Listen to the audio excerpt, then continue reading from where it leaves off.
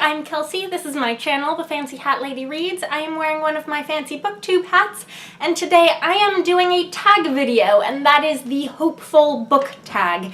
This was a tag created by my friend Reija at The Bookfinch. She recently changed her channel name, and The Bookfinch is just adorable. And she tagged me to do this tag. I will link her original video down below. Now, this tag is based on the idea that there are a lot of things that are just downers in the world in general, but also like specifically right now, and that books are a place where we can find hope, and this is a way we can recommend hopeful books to each other. Now, not long before Reija posted her original video for this, I had actually been thinking about specifically hopeful science fiction, because I feel like there's a lot of sci-fi that sort of focuses on like cautionary tales of this is how badly everything will go if we continue on this path. And I had been feeling like I really wanted to be reading visions of the future that, you know, gave something to strive for. And I had 3 examples of books and series I had read that I felt gave that to me in different ways, and I was asking for recommendations and like no one had any more recommendations for me. So yes, not only when Reija posted this video did I think I must do this tag, I also thought I want to watch everyone else's answers to these questions and, you know, take notes. So I want to assure you that all of the books that I mentioned in that tweet that was from forever ago will show up on my list of recommendations for these questions. I will also have a lot of answers that are from fantasy books, because I do read more fantasy than any other genre. So starting in on the questions, the first one is to give a book world that you would like to escape to. And for me, this is going to be from a graphic novel that I don't own, but this is The Tea Dragon Society by Katie O'Neill, which is an all-ages graphic novel. And there are several reasons why this is the book world that I want to escape to. First of all, like, everything is small-town, peaceful, and charming. There's a lot of emphasis on, like, traditions of artisanal craftsmanship, which really appeal to me. Like, the main character's mother is training her to be a blacksmith and, like, make swords. But the idea is that, like, no one really uses swords anymore. No one's actually going to go into battle and kill anyone with these swords. No, no, no. But we respect the craftsmanship that goes into, you know, the metalworking. And the whole idea of, you know, the care of tea dragons is that this is another sort of old traditional way that is going to be lost, except that these kids take interest and learn from the older generation how to take care of these tea dragons, which are little dragons that, like, bond closely with their owners and grow tea leaves from their antlers. And there's this idea that the things that are valuable and wholesome from the past are indeed going to be passed on to the next generation. This is also just this incredibly wholesome, inclusive world that this graphic novel depicts. There are queer characters, there are disabled characters, there are characters of color, there are characters who belong to different sort of fantastical races or species or whatever, and they're all just depicted getting along perfectly and beautifully. And I love it. Even if I couldn't have my own tea dragon, I would want to live in this beautiful, artisanal, happy, peaceful world. Question number 2 is a romance that left you all mushy inside. And for this, for a romance that is all of the happy and none of the angst, I have to go with Gwyneth and Judd from The Belle at Sealey Head by Patricia McKillip. This is just like the most charming little courtship story. This is another like small town community, and these are characters who were close friends in childhood, and then Gwyneth went away to school and then she came back. And she has this other bumbling, wealthy suitor whom she doesn't care for at all, but like her aunt is trying to set up this match that will be advantageous because he's very wealthy, and it's clearly so wrong for both of them. And Gwyneth and Judd are just obviously so right, and the meddling aunt is just like comedically dense about it.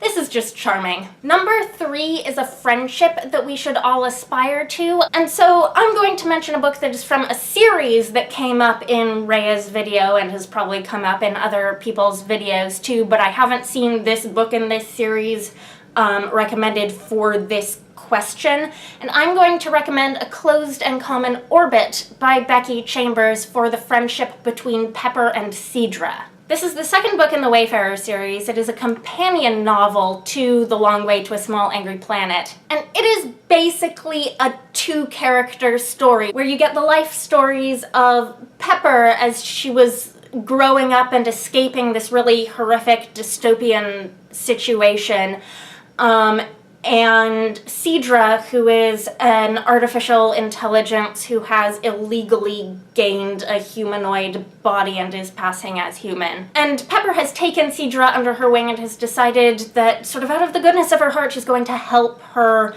adjust to sapient society.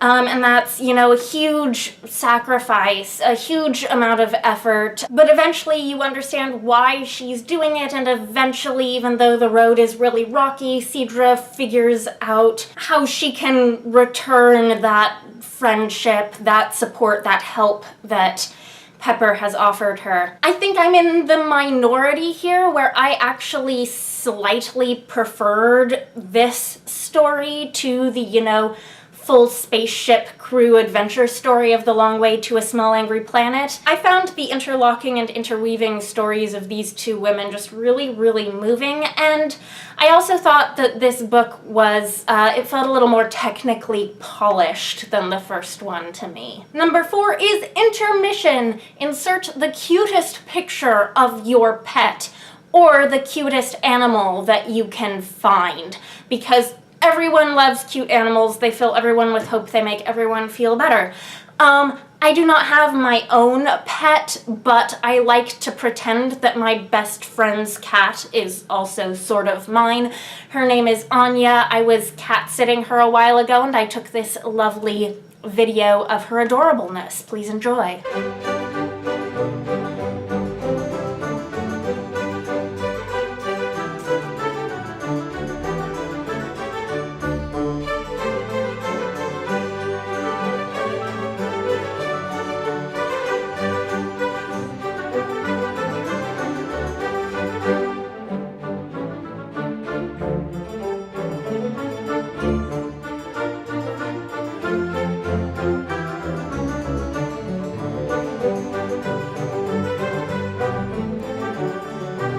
Question number 5 is a character in a leadership role that inspires you. I struggled a little bit with this one because the first couple of characters that I thought of from books I've read recently, it would have been spoilers to reveal that those characters become leaders over the course of the book. So I went way back to another book that also Reija mentioned in her video, but also for a different question, and I picked The Goblin Emperor by Katherine Addison. This is sort of just the obvious answer to this question for me.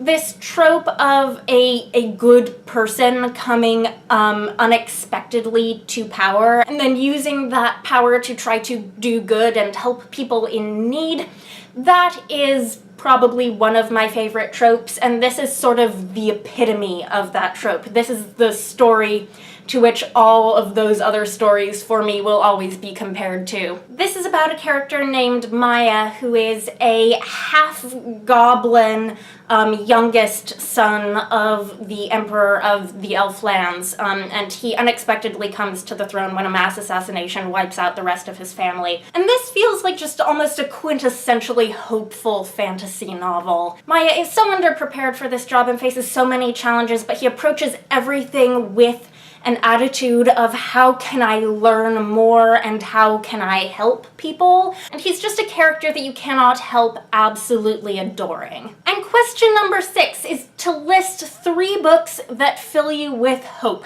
And I am going to totally cheat on this because I'm going to list 4, and 2 of them are in fact entire trilogies. I think something I want to really emphasize is that for me, having a book that is hopeful, that feels hopeful, is not necessarily about everything being light and happy, about there being no darkness, no despair, nothing wrong.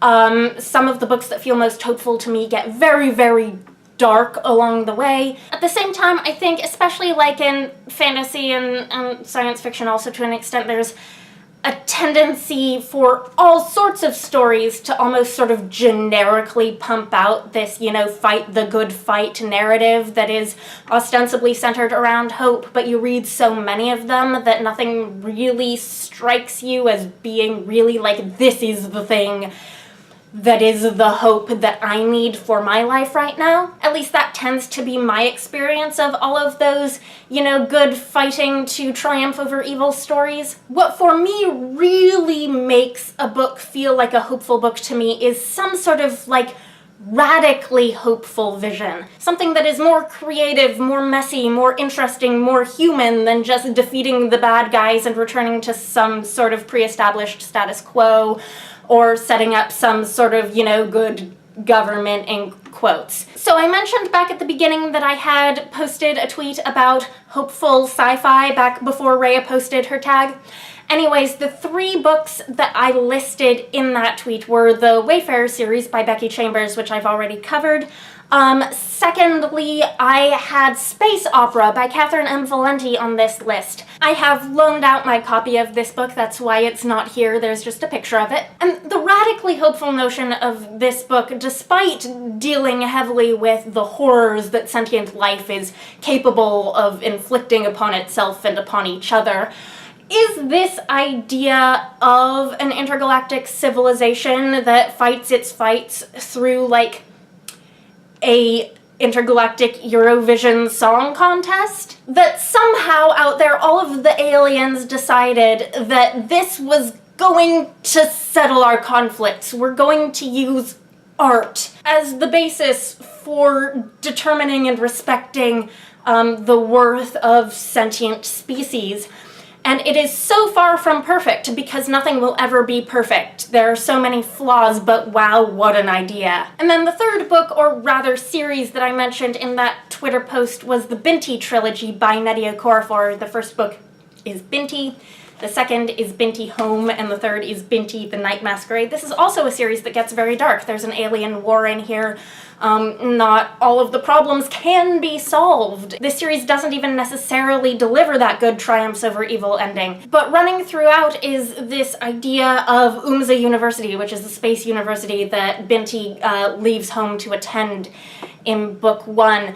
And that is also this sort of intergalactic, peaceful civilization dedicated to learning. And I do think by book 3, that ends up being sort of one of the central ideas of this series. That is in and of itself a worthy takeaway. And like, I had such a crappy college experience, I so want to go to Umza Uni. But also, there's this idea throughout this series that Binti is something called a master harmonizer. She is not a fighter, she is an advocate for peace. And she does her master harmonizing through like her math genius, which is like sort of borderline magical how it's portrayed. But there is this through line of her questioning what it means for her to be a master harmonizer, both within and outside of her people, the Himba, and learning that there are different ways for people to be master harmonizers. And it's just a lot of good stuff to chew on. Next, I do want to mention one more trilogy that sort of dances on the boundary between fantasy and science fiction. It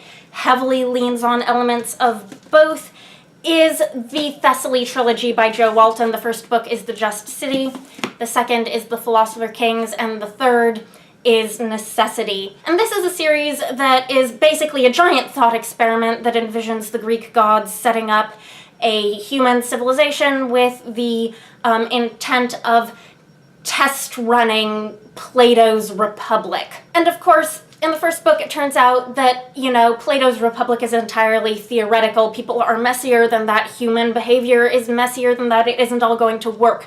But what I think is radically hopeful about this series as a whole is this vision of a society of people who are all committed to the notion of using philosophy as a means to contemplate what would make a society better. This is a society that gets built here where the people in power are people who are thinking about the greater good in like really deep, intense philosophical ways. If only we had that in our world. And then the last book I want to mention is one that you'll definitely be hearing more about from me in the near future, because I did love this book, and it is also, I think, the only young adult book on this list, and it is In Other Lands by Rees Brennan. There is a lot going on in this book aside from the one element